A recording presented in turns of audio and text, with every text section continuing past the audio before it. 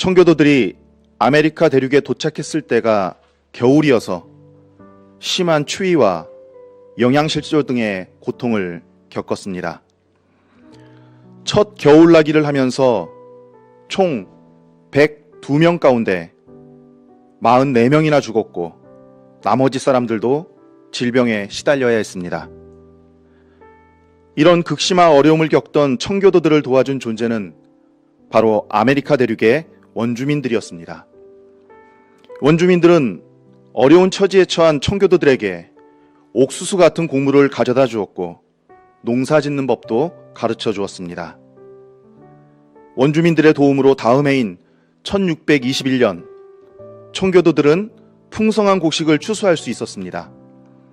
그래서 청교도들은 원주민들을 초대해서 그렇게 추수한 곡식과 또 사냥한 칠면조 고기를 함께 먹으며 아메리카 대륙에서의 첫 추수감사 모임을 가졌습니다.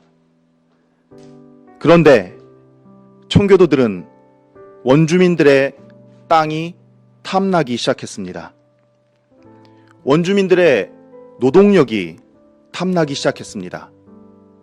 그렇게 청교도들의 마음에 탐욕이 들어차기 시작했습니다. 그리고는 마침내 청교도들은 1637년 북아메리카 뉴 잉글랜드에서 600명의 원주민들을 학살하고 부녀자들과 아이들을 노예로 잡아들였습니다.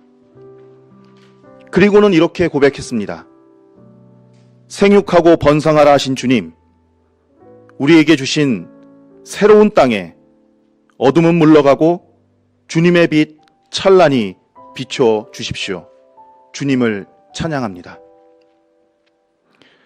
자신들의 탐욕과 원주민 학살의 만행을 하나님께 감사라는 그 고백으로 치장하고 덮어버린 것입니다. 사실 미국의 역사는 세계 곳곳에서 하나님의 이름으로 벌인 수많은 전쟁으로 이룩한 역사입니다. 하나님의 이름으로 다른 이들을 살육하고 노예로 부리면서 그렇게 세운 나라가 기독교 국가라고 자처하는 저 미국입니다. 해마다 수백만씩 인구가 증가하는 우리, 곧 백인의 자유로운 발전을 위해 하나님께서 주신 이 대륙을 우리가 모두 차지하는 것은 명백한 운명이다. 이러한 기사 내용이 1845년경 미국 신문에 버젓이 등장했고 1860년대 대평원 지역 아메리카 원주민과 원주민들의 주 식량인 버팔로 학살을 주도했던 필 셰리든 장군은 선한 인디언은 죽은 인디언뿐이라는 말까지 하였습니다. 정복자들은 칼날이 잘 갈아졌는지 확인하기 위해 원주민을 10명 또는 20명을 칼로 베는 놀이를 즐기기도 하였고 살점을 잘라내는 일도 대수롭지 않게 생각했습니다. 기독교인들이라는 자들이 재미삼아 원주민 소년들의 앵무새를 빼앗고 목을 잘랐다며 스페인 태생 선교사 라스 카사스는 이야기합니다. 그의 기록에 의하면 노예로 전락한 원주민들은 광산에 끌려가 살인적인 노동에 시달렸는데 남편과 부인들은 8개월이나 10개월 만에 한 번 얼굴을 보게 됐고 그렇게 만나도 서로 풀이 죽어 있었으며 아이가 태어나도 지나치게 혹사당하고 굶주린 나머지 어미에게 젖이 나오지 않아 석 달 동안 7,000명의 갓난아이가 죽어나갔다고 합니다. 어떤 어미들은 절망의 극단에 빠져 자신이 낳은 아이를 자기 손으로 물에 빠뜨려 죽이기까지 했다고 기록합니다.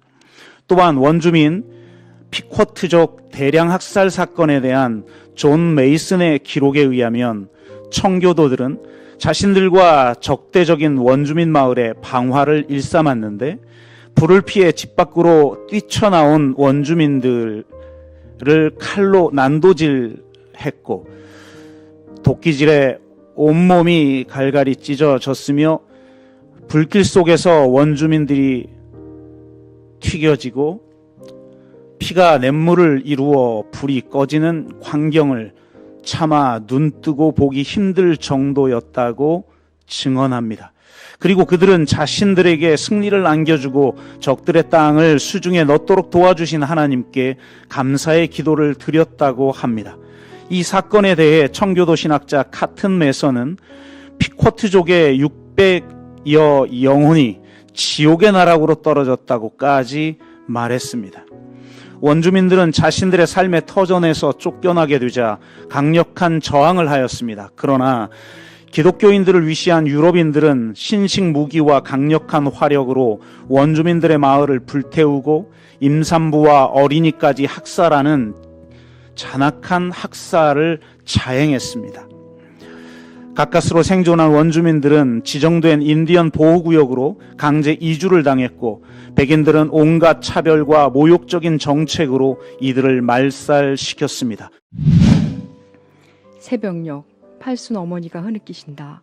내 나이 80이 넘으니 오늘에야 내 숨은 죄가 보이기 시작하는구나.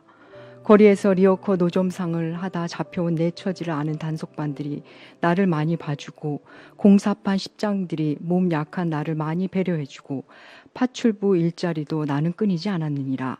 나는 어리석게도 그것에 감사만 하면서 긴 세월을 다 보내고 말았구나. 다른 사람들이 단속반에 끌려가 벌금을 물고 일거리를 얻지 못 얻어 힘없이 돌아설 때도 민주화 운동하던 다른 어머니 아들, 딸들은 정권 교체가 돼서도 살아 돌아오지 못했어도 사형을 받고도 몸성이 살아서 돌아온 불쌍하고 장한 내 새끼 하면서 나는 바보처럼 감사 기도만 바치고 살아왔구나. 나는 감사한 죄를 짓고 살아왔구나. 새벽녘 팔순 어머니가 흐느끼신다. 묵주를 손에 쥐고 흐느끼신다. 감사한 죄, 감사한 죄, 아 감사한 죄. 이웃의 고통을 모르는 채 그저 내 상황이 다행인 것에만 감사하며 살았던 한 어머니. 그간 애면 글면 억척스레 살아내느라 정신없이 살았던 어머니. 애써 감사를 붙잡은 자신이 용하다 싶었지만 세월이 한참 지나고서야 자신의 감사가 무지와 이기에서 나왔다는 것에 눈을 뜹니다. 그간의 감사가 부끄러움과 아픈 탄식으로 바뀝니다. 그렇습니다. 감사도 성장합니다. 감사에도 염치가 생기고 배려가 묻어납니다. 그동안 우리 한국교회가 이 시의 어머니처럼 어떻게 해서든 살아내느라고 뭐가 뭔지 모르는 채 그저 열심히 살았고 그리고 또 얕은 감사 잔치에 빠져 있었습니다. 이제 염치 불구하고 그간 했던 우리의 부끄러운 감사를 고백하고자 합니다. 우리 아이가 세월호 타지 않은 것에 감사하고 그날 우리가 이태원에 없었던 것에 감사하고 그날 우리가 그 지하철을 타지 않은 것에 감사하고 그 당시 우리가 그 가습기 살균제를 사용하지 않은 것에 감사하고 그 당시 우리가 그 햄버거를 먹지 않은 것에 감사하고 우리 가족이 그 직장에 다니지 않은 것에 감사하고 그 시절 우리가 그 도시에 살지 않은 것에 감사하고 그렇습니다. 우리의 감사라는 것 참으로 유치하고 천박하기까지 했습니다. 우리가 겪어야 할 일들을 저들이 대신 겪는 것이거늘 교회가 깨어있지 못했습니다. 우리들의 교회가 미국에서 유래된 추수감사절이라는 절기 뒤에 있는 피눈물에 무지했듯이 우리의 안녕 뒤에 가려진 이웃의 결핍과 가난, 고통에 무지했습니다. 어쩌면 외면했을지도 모릅니다. 몰랐다면 이제 알아야 하고 피했다면 이제 마주해야 합니다. 우리 한국교회가 무언가를 거둬들이고 성과를 보는 동안 혹여 누군가 아프게 하지는 않았는지, 우리들의 교회가 예배당 크기에 갇혀있고 교인 수에 갇혀있는 동안, 그렇게 우리가 우리만의 잔치를 벌이고 있는 동안 누군가 숨죽여 소리 없이 울고 있진 않았는지, 누군가 비명을 지르고 있진 않았는지, 우리는 이제 눈을 뜨고 귀를 열어야 합니다. 노모의 탄식이 우리들의 탄식이 되어야 합니다. 주 안에서 형제 자매된 여러분, 우리나라 기독교가 130년이 지났습니다.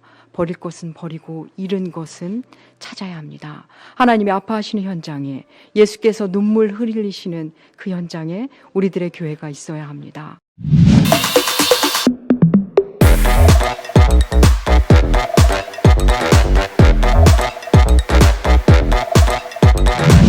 기독교는 들어가서 지금 몇백 년 동안 강제적으로 기독교 국가를 만든 일은 없습니다. 다 같이 함께 더불어 좋은 나라 만드는 일에 함께 손을 잡습니다.